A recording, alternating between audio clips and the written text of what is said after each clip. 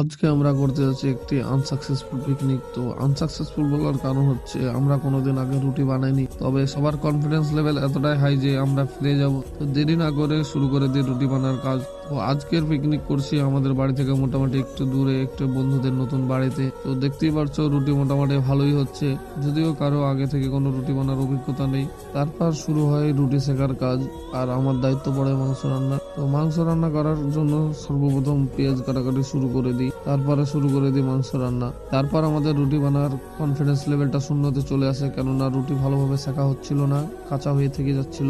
আমরা আগে ভয় করছিলাম হয়তো আটাটা ভালো করে মাখতে পারবো না বা বেলতে পারবো না, কিন্তু দেখছি তার থেকে বেশি শেখাটাই অনেক কষ্টকর। তারপর রুটি বানানো বন্ধ করে দিই, তারপর বাজার থেকে তেল নিয়ে আসি, পরোটা করে নিই। রুটি করতে পারলো না, তাই ওই আটা দেন পরোটা তন্দুরি সব একসাথে নিয়ে কই তোমাটা কই তোমার বসে এখনো আটা ছানবে, আমাকে আটা ছানতে দে চটটা পেরে ভাই আটা ছানবো ভালো হবে। তারপর পরোটা হয়ে গেলে সবাই একসাথে বসে পড়ি খাওয়ার জন্য।